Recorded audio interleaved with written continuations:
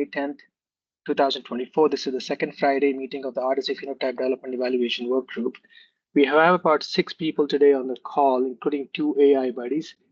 So these are our OKRs. We just review them at a high level every meeting. So our objective is to enhance the science and size of phenotyping and best practices. And in terms of that, we have 2 key results. We want to publish a paper on the OHDSI Phenotype Library, at least submit it out by Q2 of 2024. And we wanted to conduct a network study to support the methods on incorporating measurement errors, which is led by Jamie Weaver. We have several community engagement objectives, which we have achieved this year. And then we have the maintenance and development responsibility on the Phenotype Library. So for today's meeting, we wanted to go through the usual to check if there's any newcomers. Seeing none, I'm going to skip that one. We want to talk about 2 new topics. One is the ratings that we received from the OHDSI Global Symposium's workgroup meeting. And then I wanted to just talk about vocabulary specific updates. We also, to remind everybody, we have the Department of Veterans Affairs VA Cipher program has requested a meeting with us, and that will be scheduled mid-June. It was originally planned for this week, but has been rescheduled. So let's go through the individual topics. I have not been able to. So this is about the OHDSI Phenotype Library paper. This is something we set the goals for Q2. Unfortunately, I don't think we can achieve that. I have not made any progress for a few months now, and I've not been able to reach Juan Banda either. So we'll try to figure it out. Our aim is to get the preprint by November 2024, so that when in the AMIA conference, several of the colleagues that I know have oral presentations or have done oral presentations in AMIA and may want to reference this work. Otherwise, I don't have any other updates. The next topic is about is the measurement error research work that led by Jamie Weaver. The timeline for this is Q4 2024. Jamie, do you want to walk us through it? Yes, so the background incidence rates that we calculated for all of the phenotype algorithms for the 4 phenotypes, or I guess it ended up as 3 phenotypes that we went through during Phenotype February. I'm working to adjust those, not just for the age, for the overall and the age and sex and age by sex phenotype errors, but I'm also hoping to adjust those using a probabilistic approach that doesn't assume the point estimate is accurate. Rather, it will use a distribution centered on the point estimates to produce a credible interval around the adjusted incidence rate that will account for the uncertainty in the measurement errors. And I've got a paper near completion on this exact same topic using COVID AESIs, and I will apply exactly what I'm doing in that to these phenotypes that we have done here. I'm still trying to figure out, because this is like a methods evaluation. Well, the first one is a methods evaluation piece, but I'm hoping to, in the Phenotype February paper, try to create an argument that the corrected incidence rates are more trustworthy than the raw incidence rates. But this is going to require some of all of your contribution to help frame this in a way to make that claim. That's where it is. The AESI paper is nearing completion, so I'll take advantage of this call to report on those and get some of your feedback so that we can apply exactly that to the Phenotype February work. Jamie, would you like to do a presentation on the COVID ASI work? Sure. It's not there yet. I need to get it ready for the OHDSI Symposium, but once it's ready for the OHDSI Symposium, then I'd be happy to present it here in advance. Okay, just let us know and we'll fix a time slot. I mean, if we have, yeah, okay, I'll let you know.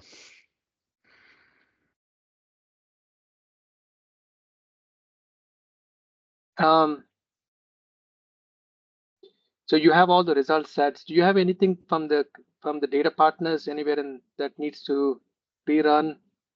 Nothing. No, Okay, I got a couple external data partners to run it, but my package ran beautifully internally, but like flopped everywhere else, and yeah. I don't know why. But that said, we still have a great deal of contribution from the phenotype development evaluation or the phenotype February community in terms of getting those,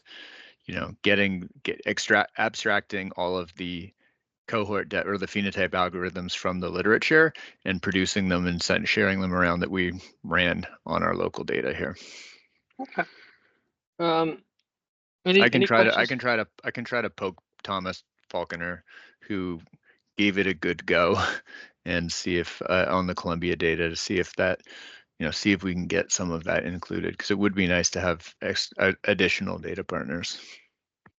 Okay. In our last call, there was a good discussion with you and between you and Ben Hamlin about the use of age stratification. There was also a potential opportunity to collaborate. Ben, are you on the call? Would you like to?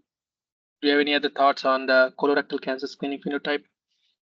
No, I had a few life events that happened between this call and the last call, so I got a little distracted. We'll keep that as an agenda item. We'll keep going. Okay, yeah, please do. Because we can connect with the. I think I can still connect with the folks at MedStar that we're doing that. We might be able to continue on with that. And Ben, maybe you give a presentation about how you guys went around like getting those screening for colorectal cancer using observational data, just that idea on it. So maybe if we present that can bring points of collaboration. Yeah, the life event was actually left NCQA, so I'm no longer part of those guys anymore. Oh, okay. So that's never mind. But again, I still do have. I haven't been completely cut off, so I just have to reestablish a connection and get back with the scientist who was working on that study. Sure. Thank you, Ben. Okay, so anything? So these are the older topics that we want to talk about. Now I want to switch to John Hopkins dermatomyositis study. So there was in our last conversation, the idea was to have a protocol on or a study declaration document to be put up on the OHDSI forums, so as to make sure enable data partners who have been invited to begin their contribution process. That was one track, and the second track was to create a study package that can be executed in the OHDSI network with as much of our best practices as possible. So those were the two things. I was working with Ben Benjamin to Ben Martin to help create the study environment. And Chris, you had taken the action of announcing on the OHDSI forums and soliciting partners or answering any questions if needed. And I think there's been good progress on it, and you have made the forum post. Do you want to make any comments, Chris? Sure. Just to say that we had a post in the forums. We've also reached out to a couple data partners and confirmed their participation. So Stanford and Columbia are definitely in. We're also talking to Vanderbilt. And then there's also some interest from a very large South Korean healthcare system that might be interested in participating as well. And then we have our GitHub up with the draft protocol attached. So I think we're approaching the point where we're good to go with the exception of the finalized study package. Yep.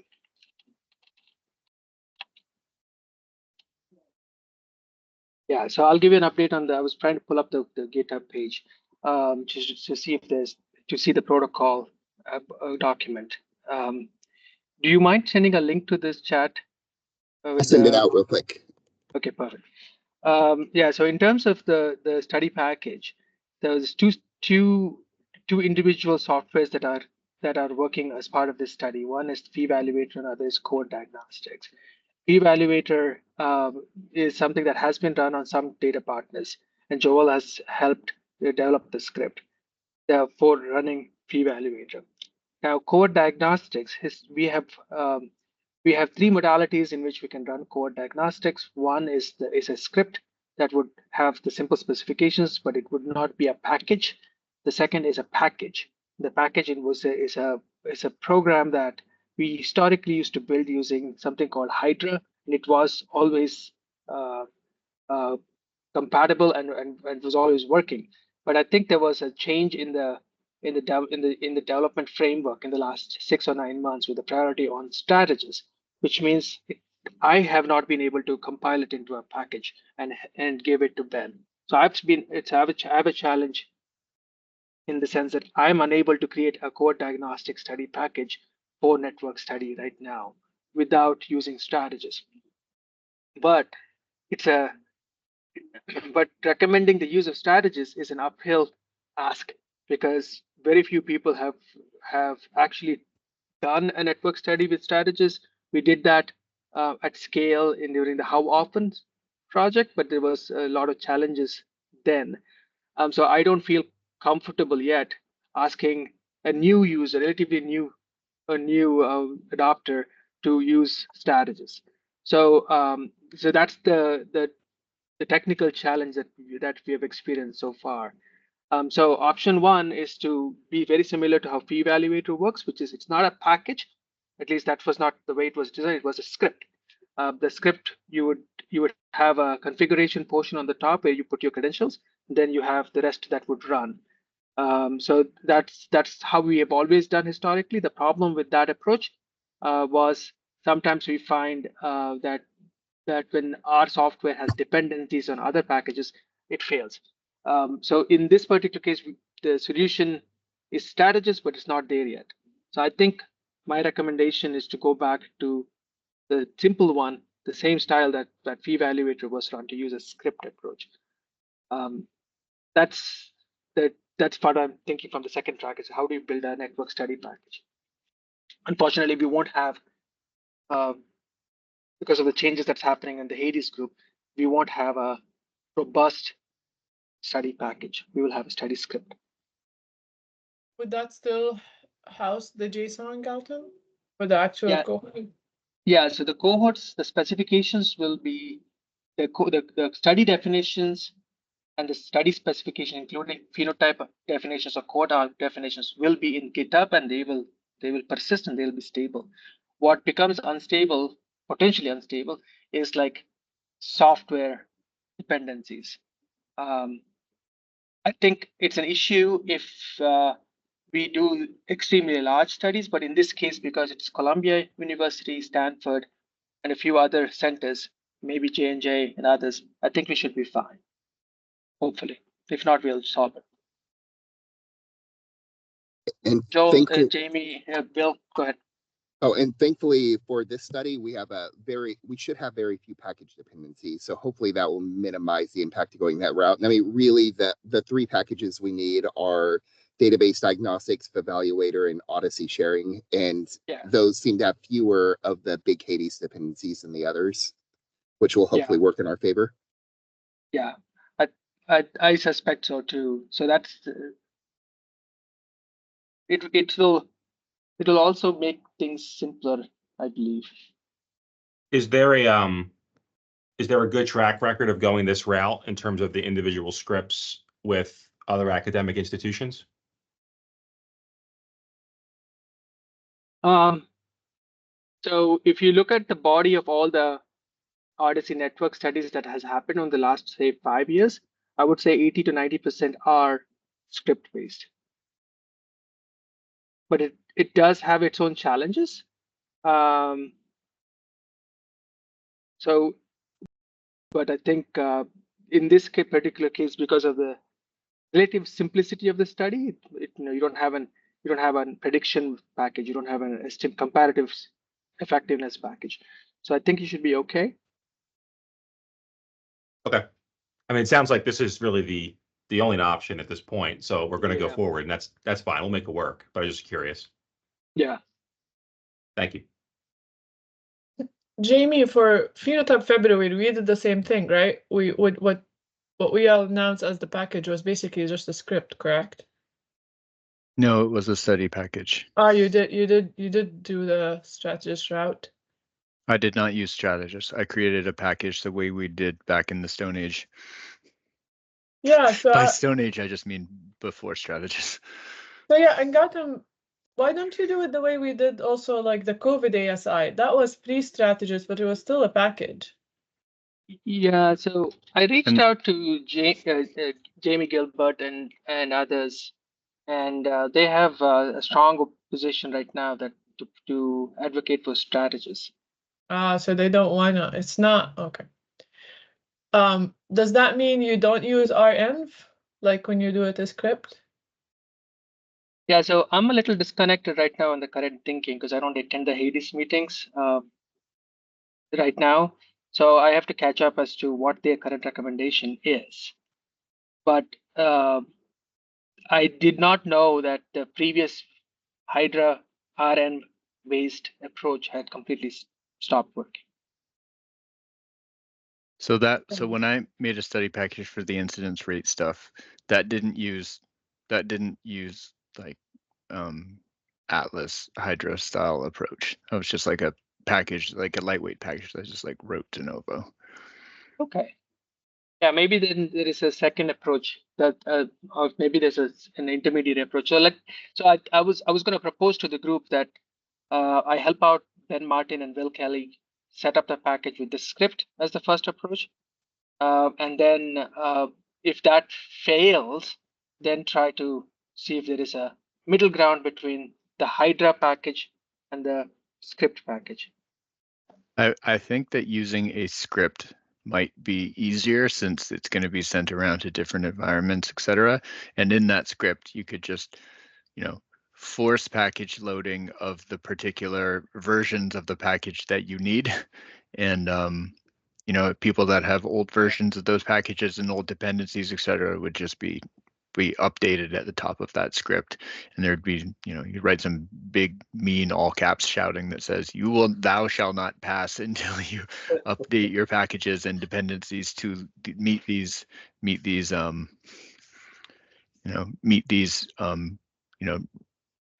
versions, have these version requirements. Yeah. And we could curate a lock file for REND and add that to the repository as well, just without the automation of Hydra doing that.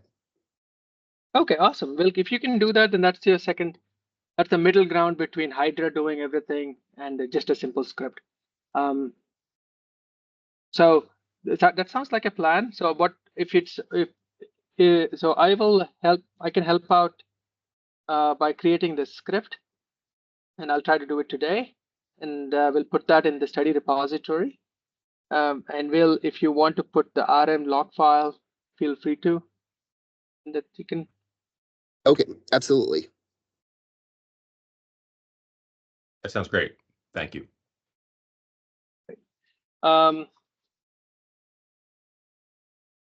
Anything else that we need to talk about this topic?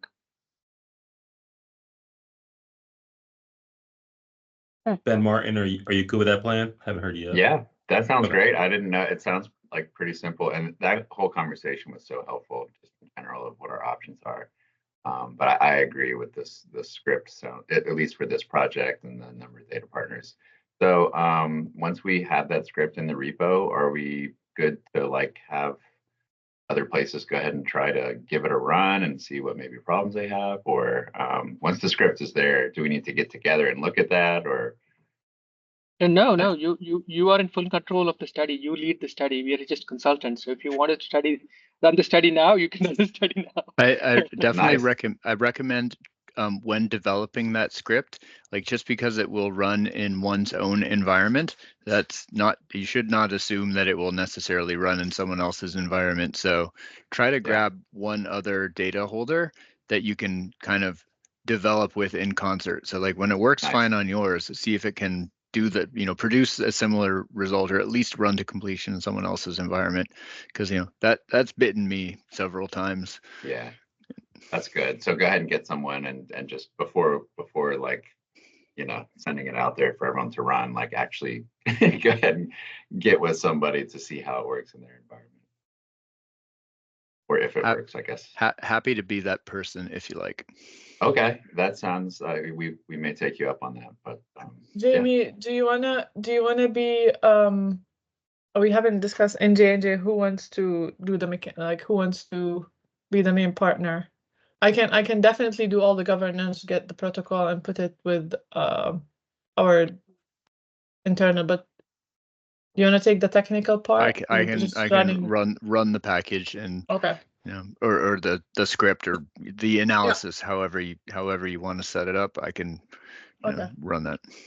Okay. So okay, and I'll do the governance part. Okay. So Azza, you'll take as a data site, we'll take the action item. Azza, you'll manage the governance, and once that is cleared, Jamie, you will manage the execution. I will push the buttons. Yeah, he will push the button. He doesn't need to wait for it to clear. I just need to put it in the system. There's no clearance per se until we share data, so you can run. Yeah. Okay. Perfect. So that's the continuing topics. So the new topics. We received an email from Elise Katzman. This is the spreadsheet that I received. This has the various work groups and the tutorials and comments. It's anonymized. And here's the phenotype development evaluation work group. And that had 21 ratings with an average of 4.45. We had mostly 5s. I think there was 1, 3, and then there was 1, 2. I didn't see any comments associated with those ratings, so do not know why the ratings was lower. But if you take the median, it's almost 5, because almost everybody has given a 5, except for the 2 outliers. I would love to know why the outliers felt a lower rating, because that's where we can learn from. But I didn't see any comments. There was this collection of comments. These were not tied to work groups. This was for all of the groups. And I saw one comment that seemed to be directly targeted to our effort, and there was and it was a positive comment. Oh, I saw the phenotype. There it is. Yeah, the phenotype was very interactive and extremely informative. So I think there was value in the interactivity and information sharing.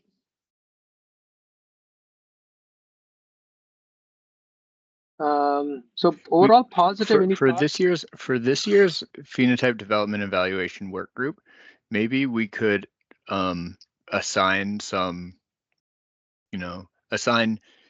2 items of pre-work, which is watch one of the Atlas intro demo videos and then do an Atlas exercise, just so that when coming into the development evaluation work group, if we do actually do any exercises there, it's not going to be like the first half of it's not going to be spent saying this is where the concept, this is where you like search the vocab, this is how you make a concept set, this is how so like I feel like a good amount of last year's work group was spent doing that, and that's valuable. Like people learned how to use Atlas a little bit, but it's much farther down the line that we're actually doing the science of phenotyping. Like you kind of need to know the basics of Atlas before we can get into the nuts and bolts of phenotyping. So maybe like I think Patrick did a Phenotype February Atlas demo. We could just say, everybody, thou must watch this in advance and like build this phenotype, and just a little bit of pre-work, so that when we get into the whatever this year's activity is going to be, we can assume that everyone's got some base level of capacity using Atlas. I see. So are you thinking of this year's activity to be hands-on workshop to improve skills in Atlas? I mean, I think that could be a component of it. Like I'm basing this what I'm saying on that one sentence that we're looking at. It was very interactive, and extremely informative. I'm assuming the extremely informative came from the very interactive component. So that to me suggests we should make some interactive component of it again. But again, I'm kind of reading tea leaves from a sentence, so like I don't know. But no matter what we do, it does make it's more useful for participants if they had that minimum Atlas background, no matter what you do, because no matter what you do, you can interact with the tool. So if you have no idea, I've never seen the tool, it's hard. So just knowing the basics, no matter what we do, is a prerequisite.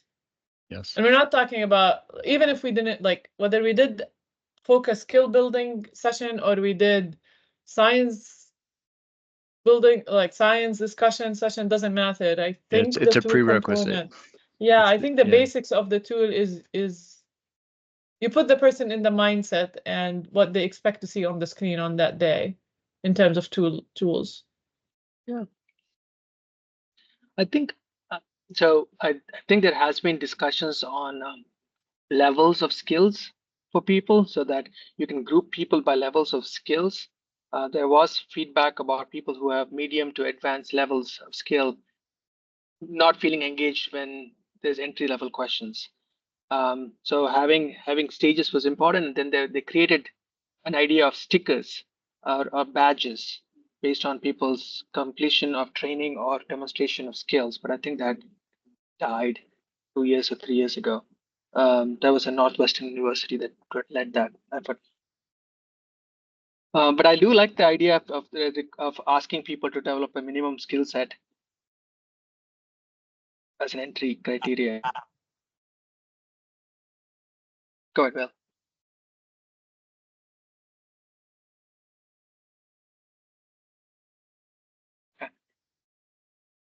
Oh, sorry, I didn't say anything.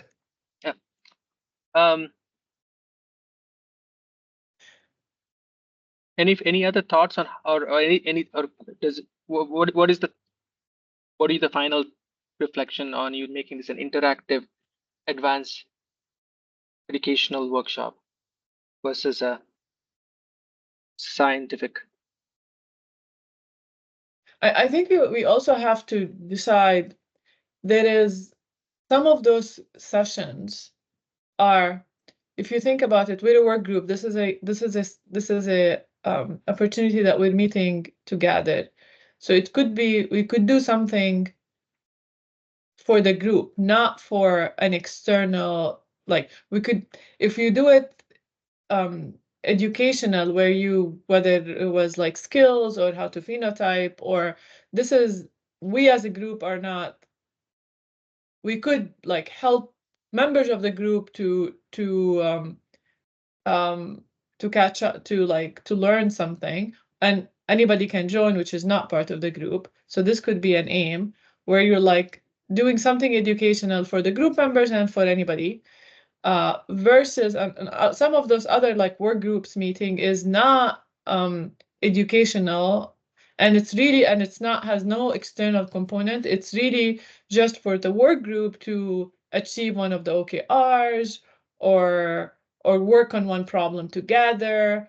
So it's not somebody teaching anything. It's not educational. It's more of like, listen, we said we want to, I don't know, we said we need to maintain the library. Could we have like a face-to-face session where we divide and conquer certain tasks and accomplish them together? So it's like more of a working session where people get the chance to contribute to the objectives of the working group. And I don't have opinion personally. So I think I agree with you, as I think that in terms of if you go through to our OKRs, we have already achieved this very strongly with Phenotype February. And so I think the community engagement and educational outreach component has been met. I would say we need to meet the ones that we have not. We have not done done a way for community to collaborate on phenotypes, like a submission tool or a curation tool, curation process. The phenotype library itself is still crude, can be better.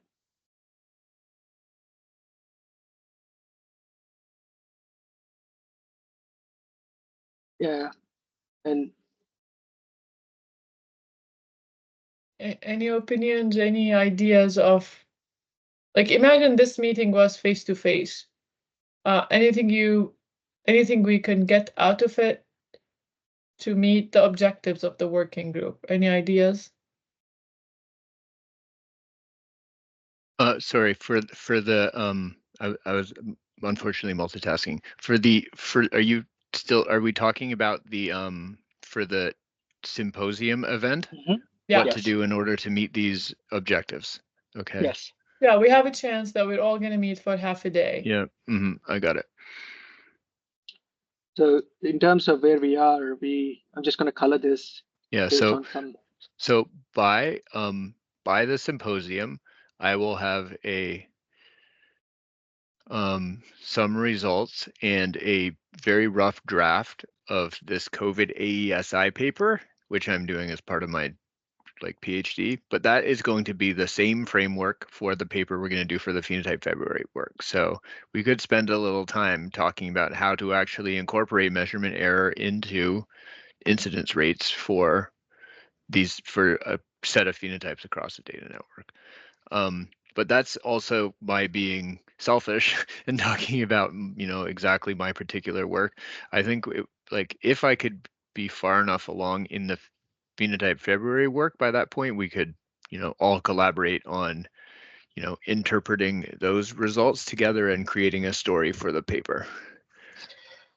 But James, again, it's not selfish. I mean, I remember a few meetings ago talking about the measurement error, and it's a big thing. I mean, it's something that I work through in my work all the time, and anything that addresses that is going to be helpful for everyone.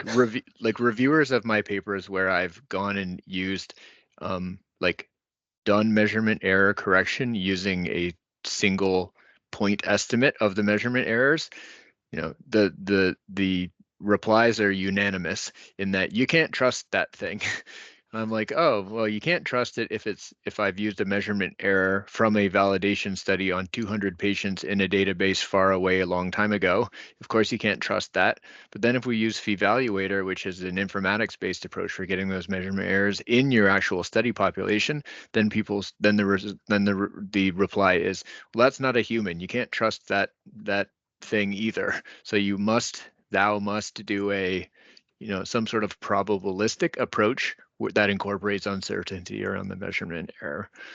So we could go into that level, but I'm no expert in implementing that. I'm going to learn a great deal of it in the next several months, but so Jamie, I don't think we should make that our group activity at all. But hear me out.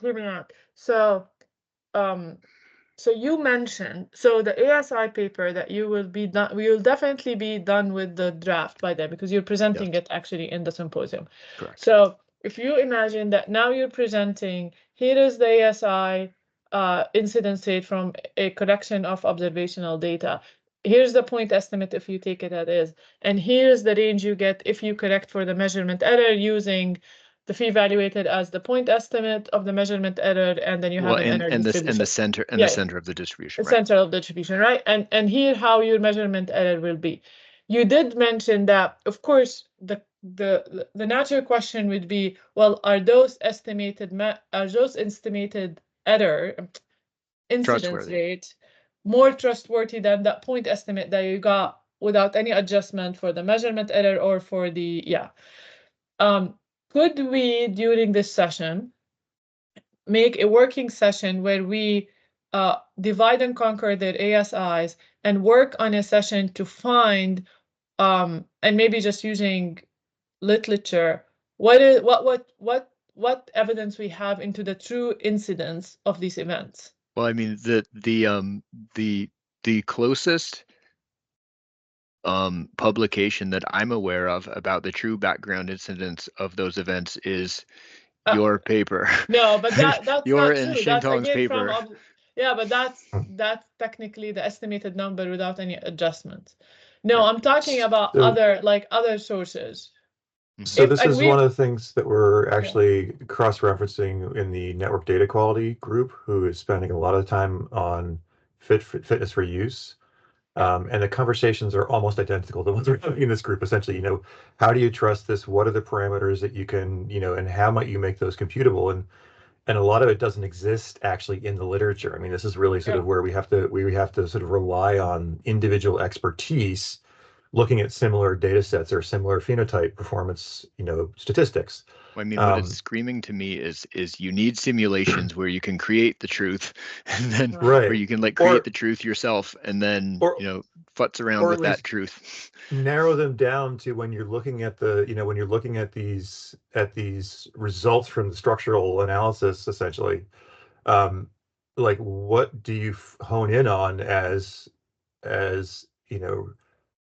doesn't look right? Is that gut, how do you make computable that gut reaction that the auditors and others are looking at when they say this is weird? Like, no one has 97% completeness on language, or that's just a bad example. But I mean, just saying, like there's a real need there in the environment to understand the commonalities that you experience when you're running these kind of analyses and trying to determine fit for use, and fit for use equals trust, right? Do you trust this enough to work in the context in which you're trying to do this? And I actually talked about the phenotype work group in the network data call this year, saying, like, is this phenotype appropriate for this particular context of use, because it meets the expectations for, I don't say quality, but it meets the expectations for for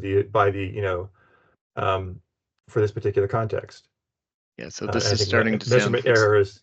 Yeah, it's starting to sound a lot like one of the previous slides that Gautam was showing. That's like, what is a heuristic phenotype diagnostic that gets you a little closer to fit for use, other than like a Word document that is summarizing what you saw in a cohort diagnostics app. And like that fitness for use, like at its barest minimum, and Aza and I spoke about this a little with Patrick yesterday, it's like it needs to, like, the barest minimum fitness for use is like it must return patients in a database, and that's like as dumb and simple as you get. But like there's going to be, which doesn't convince anybody, right? That doesn't convince anybody, but like it will at least tell you you can't use this particular definition in this database. So like that's not it, that's close to nothing, but it's not nothing. But like what more there should be is I don't know it. Well, and we've raised the bar significantly over that. It's like, it really is, what characteristics, and I just completely blanked at what I was going to say there, makes this good enough for this particular, what makes you, based in your own experiences, what do you understand this to be sufficient for the particular context that you're using it in? And those are very subjective, and they're very human focused right now. Yeah. They're not well represented in the literature, but I do believe there are a set of commonalities that will make them more objective at a much more discrete level than just, are you returning patients? It's more like, do these patients look like the patients you would expect to be in this kind of data set that, for the kind of evidence you're trying to generate? Yeah, and that takes us back to cohort diagnostics results. Exactly. Like sensitivity errors and specificity errors and index state misclassification errors. But then the additional piece could be like, do the measurement errors change the incidence by a factor of 10? And if so, it's probably not fit for use.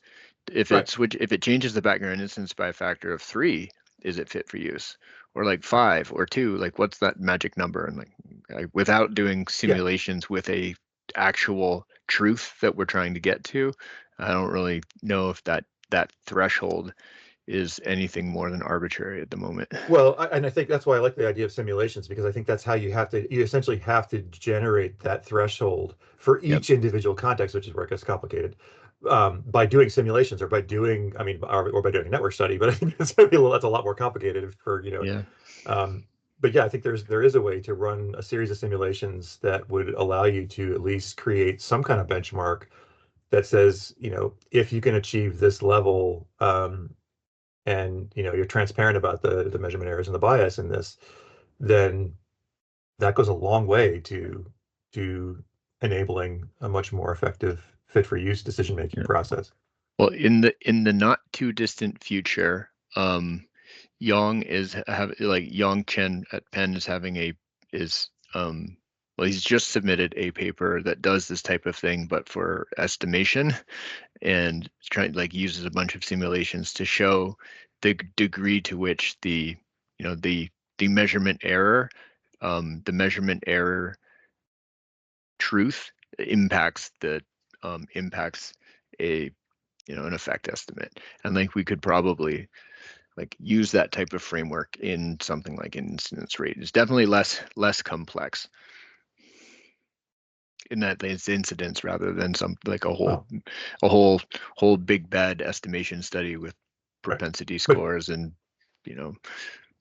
got to start somewhere though. I mean, if you can start moving right. towards this and create the framework, and then people can just keep building on it and building on it and building on it, right? Exactly.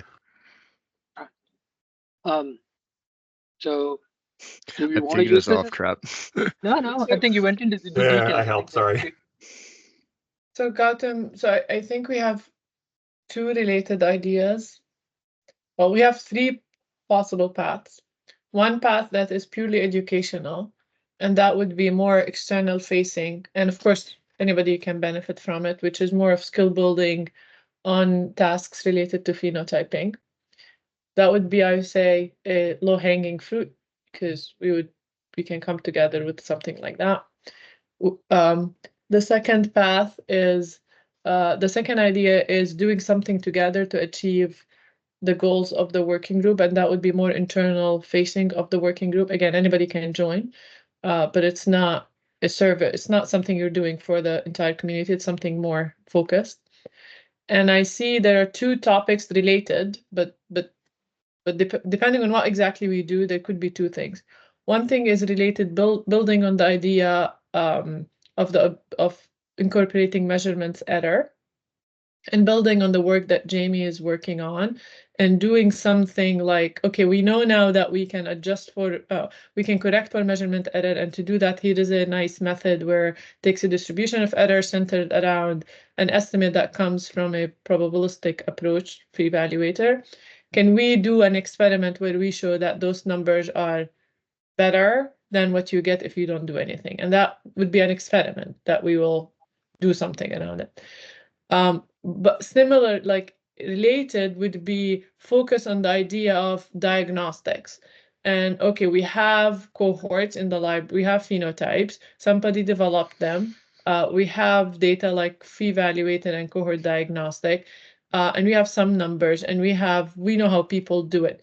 Could we come up with a 1 or 2 based criteria to give a fitness for use or trust or something that is more structured than what we currently provide, which is nothing, or a write-up in the best case of here, I evaluated this cohort and it seems to working.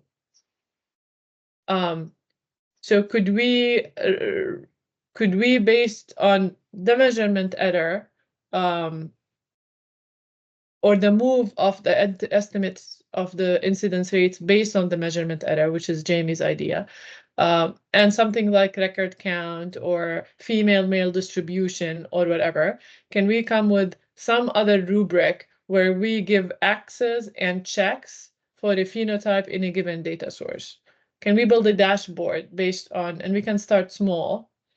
Well, but I think if we connect with the DQD group, I think there would be, if we align with some of the checks that they're doing on the structural side, and we introduce these concepts into that, I think we should do this as a cross-group project, essentially, to take care of the conventions that they've been working on the data quality side, and that fits right into this fitness for use idea.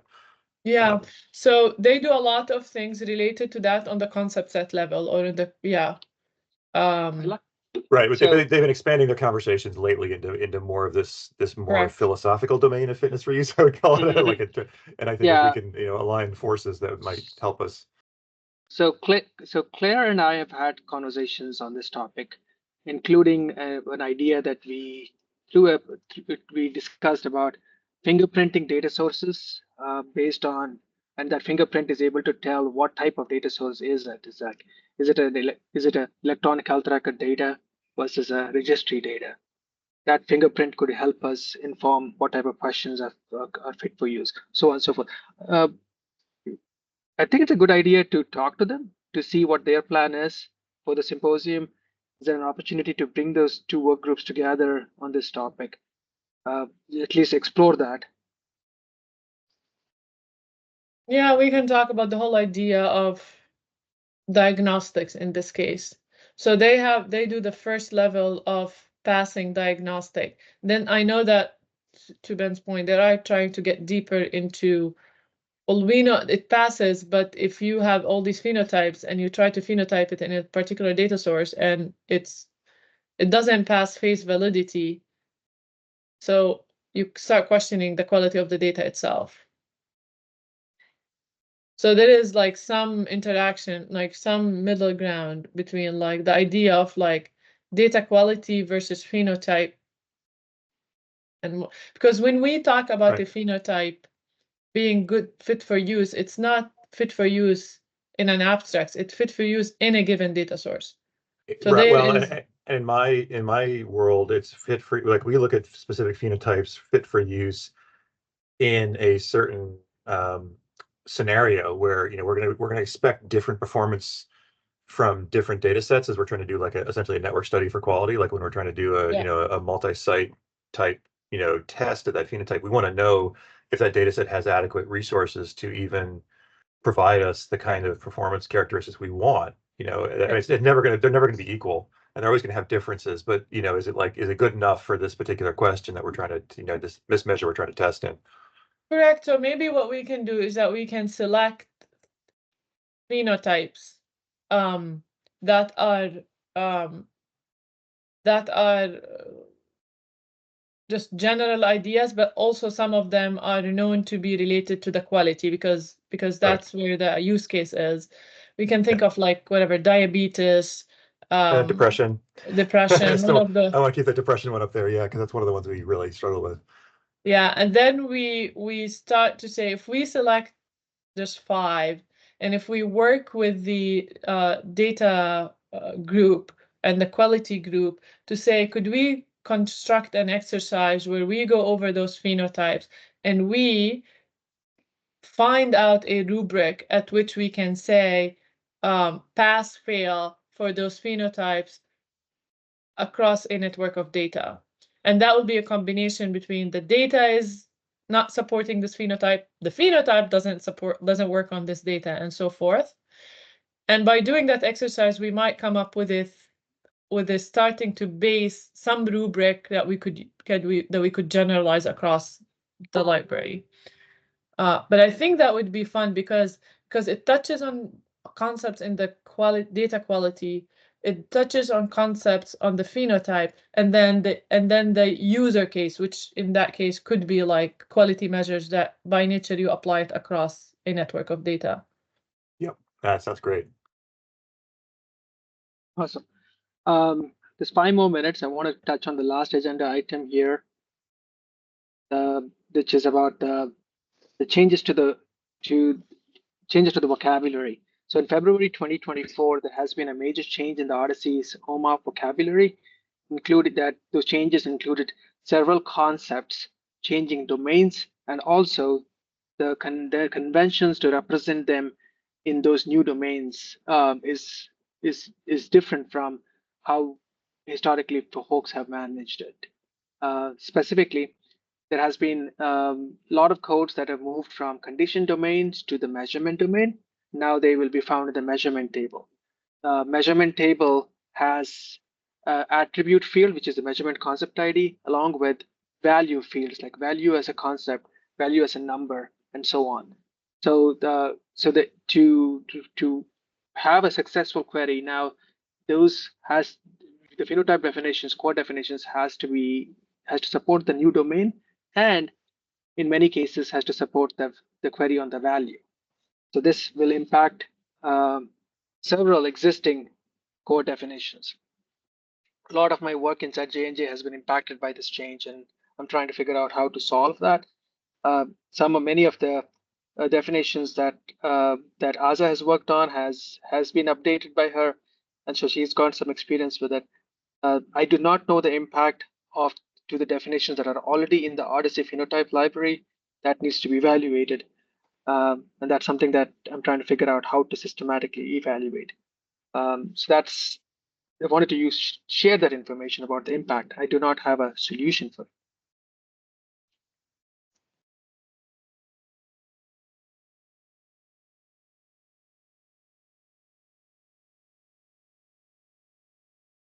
Here's a forum post that I just made yesterday. That's not a forum post, it's a GitHub issue.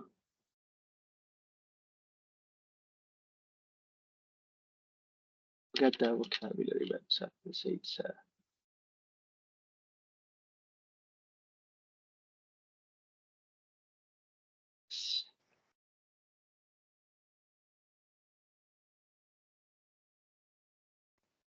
so I'm going to post this here in the chat. So here's an example. In this case, I know it's very small. So let's say I want to build a cohort definition that has people who have lymph node positive malignancies, but I'm only interested in certain types of lymph node. So for example, would be lung cancer, non-small cell lung cancer. If you have lymph nodes that are positive around your mediastinum, that's still stage 3. But only if you have a distant lymph node will you be considered stage 4, for example. So here I want certain types of lymph nodes, and this was standard in the prior definition. With the new one, they have been made non-standard, and also they have been mapped to a code that is higher up in the measurement domain called spread to lymph node. So it creates an issue. So that creates an issue in how the logic is represented. I think the changes make sense from an informatics standpoint. I think that it conforms to many of the informatics ideas on how concepts should be represented, but it just changes the way our phenotype algorithms were built. So I encourage you all to look at this discussion. It's very useful. Christian shared some very good insights that I'm going to think about.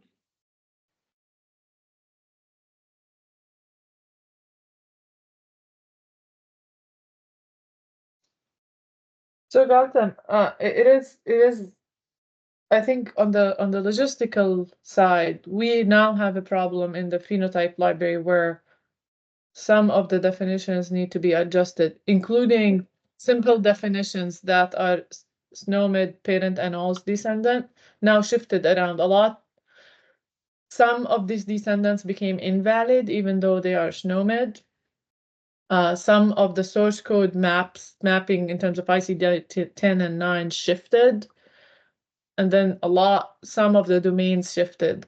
For example, as a general rule, any condition that is in the source data is based on a measurement, like neutropenia, anemia, liver injury, whatever. Anything that is a measurement-based diagnosis that has an ICD-10 or 9 code is now shifted to a measurement with a pre-coded value of the code that is built on a measurement. So in the past, you would say condition of anemia. Now you have to say a measurement of anemia where the value of that measurement is diagnosis of anemia. Like that's basically how the logic changes. And that does change how we phenotype, but it also changed how now some of the cohorts that we consider as in the library, like all the legend cohorts, all the how often cohorts, all the COVID ASI Jamie cohorts, if you were to run them on the new vocabulary, there will be shifting.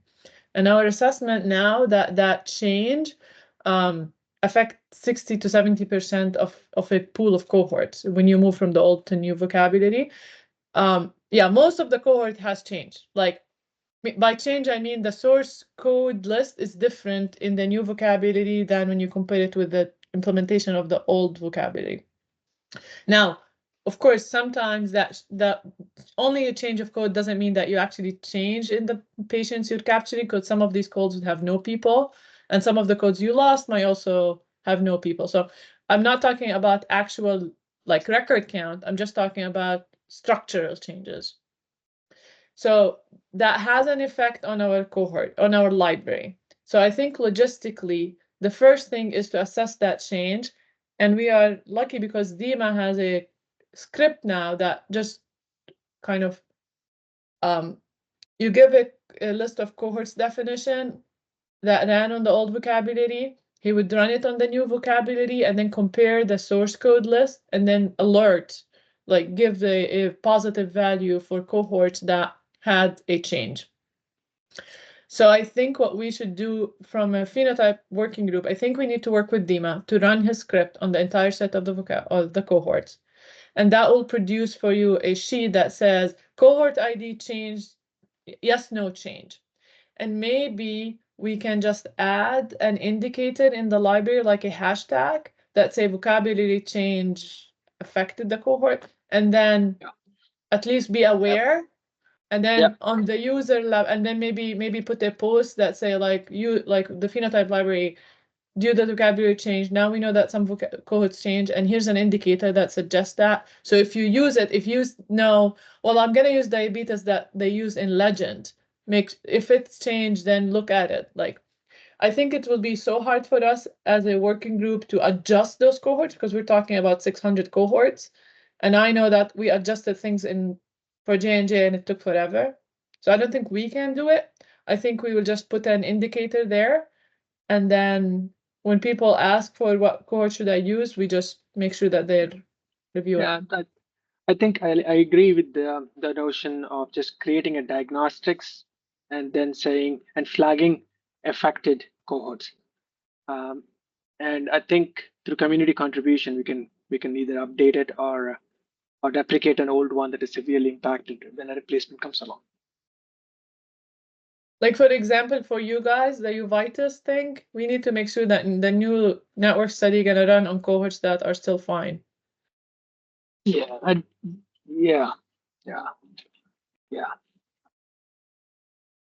Should be okay. Okay, we are on time, we're past time. Thank you, everybody. Today was for the productive meeting, and I will summarize. This meeting has been recorded. I'll summarize and use your GPT tool and put it on the forum post like I usually do. Thank you all. Okay, bye.